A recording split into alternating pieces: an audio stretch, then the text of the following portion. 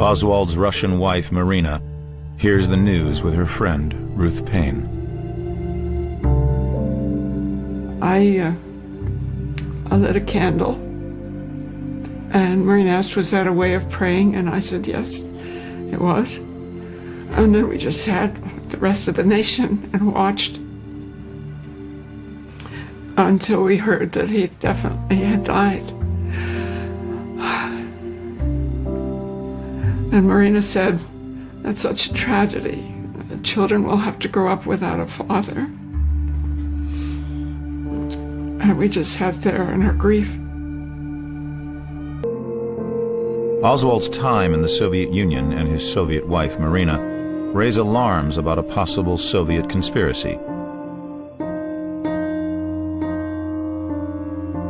Police are also suspicious of his Russian-speaking friend Ruth Paine, who helped to get him the job at the Texas Book Depository.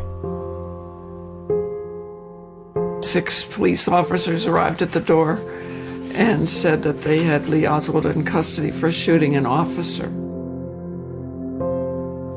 Here I was, this naive 31-year-old. I expected them to come in and sit on the sofa and we'd talk. They spread out all over the house, looking with them, peering in at things and in the garage and everywhere. And the lead officer asked whether Lee had had a gun.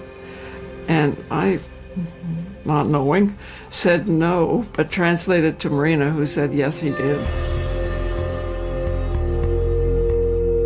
They went into the garage and she pointed to a blanket roll that was on the floor where she had seen the gun. The rifle was gone.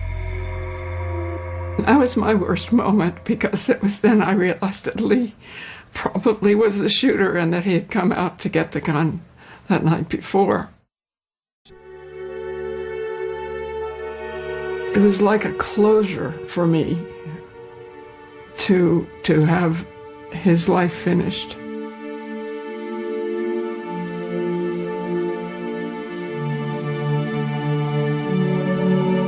Minutes after Oswald's shooting, President Kennedy's funeral procession leaves the White House.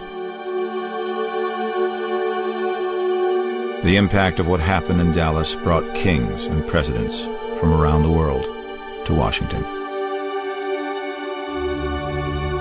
But for the people whose lives were touched on the day Kennedy died, the story has never ended. It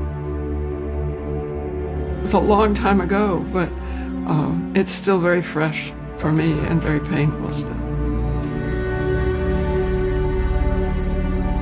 We all were numb, the whole country, wondering what happened and how it happened and what would be next. And, yeah.